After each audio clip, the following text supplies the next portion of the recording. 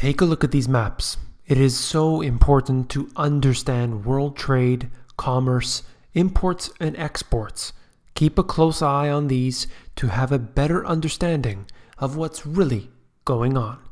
You came here for the truth, so let me unveil that for you. Take a look at this interactive map right from visualcapitalist.com. It's excellent because it really shows you the detail, and I will show you some even better maps in a moment. I want you to see this.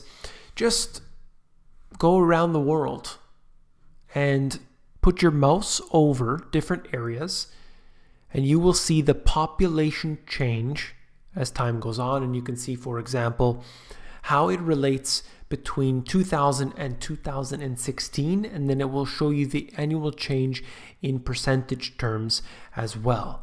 So you can literally go around the world, Toronto, for example, increasing at a rate of 1.7%. And that is quite significant. And the darker the areas are, the higher the percentage. So you can see here, for example, the city in India increasing at 3.9%. There are several cities in Africa that have found themselves 5% plus.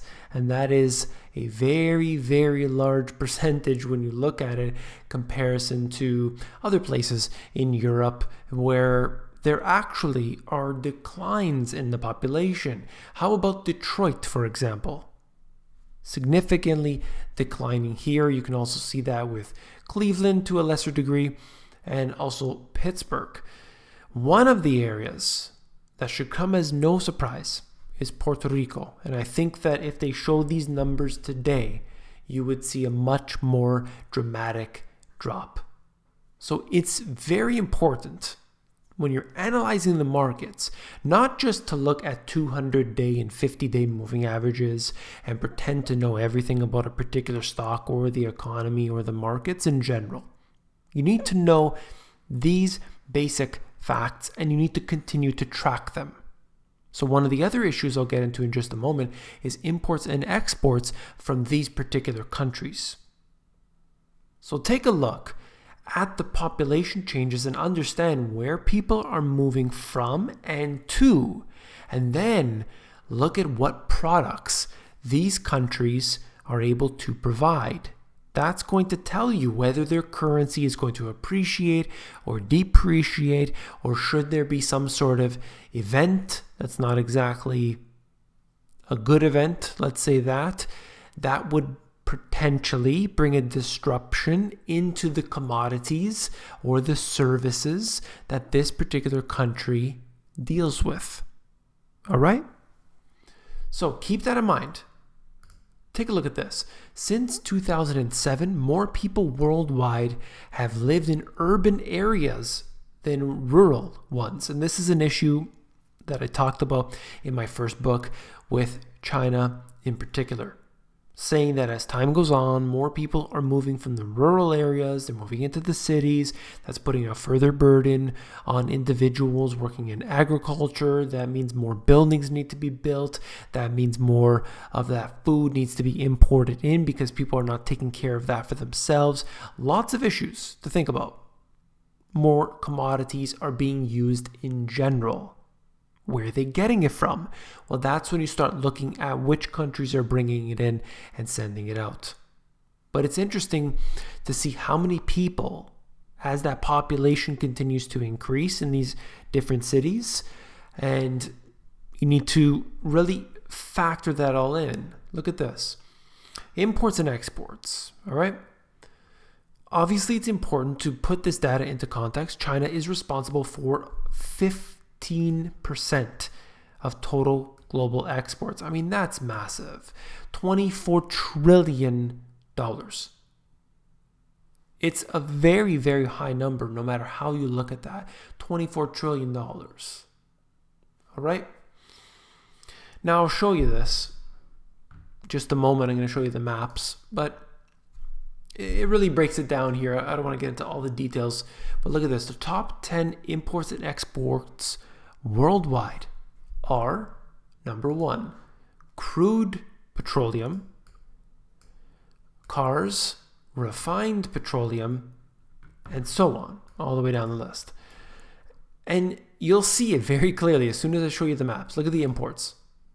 Here we go.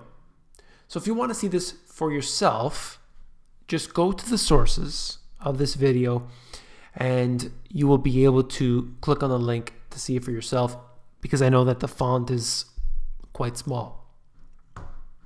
Well, North America, specifically looking at Canada, the US, cars are their biggest import. Russia, same thing. Australia, same thing. New Zealand, same thing. Look at all these different areas of Europe, same thing. And in Mexico, on the other hand, vehicle parts are their biggest import. All right? Then you look at different areas of the world, right? Wherever it's, South America, a lot of these places have refined petroleum. Okay, many places, in fact, of course. Look at Africa.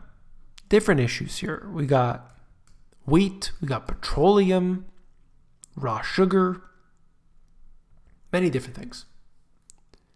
And I won't spend too much time going all around the world, but you can see, depending on the different country, they have their biggest imports. That's important. But what are they exporting? Okay, let's look at this.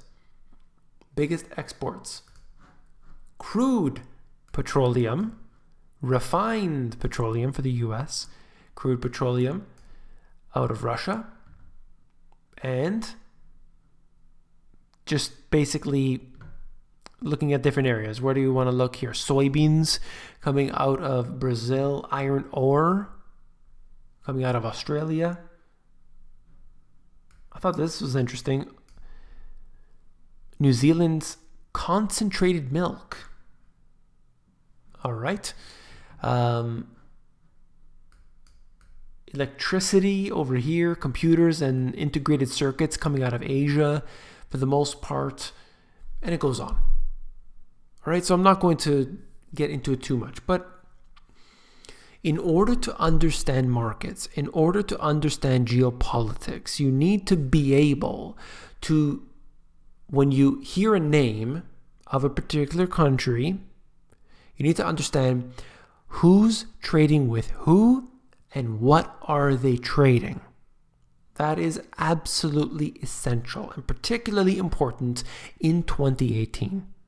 These maps here will be crucial for you throughout 2018. So I hope that you'll check on these, and also that you will just keep an update on them every so often. You can always come back to this video, go to the sources, and then be able to, decide for yourself when you hear about an earthquake in a particular country. You could start to think, okay, what about disruptions? What about some geopolitical tensions between this country? Okay, well, that's going to affect oil prices. Okay, so you can bet on that, or you can just have that understanding and believe where these tensions will bring us. Okay, so this is very important. Look at the imports, look at the exports, look at where the population is growing, look at where it's shrinking, and be able to decide for yourself what's going to happen. You need to analyze these markets on your own. Nobody's going to be there to do that for you. Jim Cramer is there to do it for you, but not going to go there. So I'll leave it at that. If you found this video informative, please give me a thumbs up. When you give me a thumbs up, it helps to support this channel. So I do appreciate that very much. And last but not least, if you found this video informative, I know that you will find my books, The Money GPS and my newer release, Global Economic Collapse, even more informative. You can actually flip through these books. If you go over to Amazon, there's a look inside feature. It's going to allow you to flip through the pages of these books to see if you like them. Take care. Last but not least, just wanted to send a shout out to all of the new subscribers out there. Thank you very much for joining me.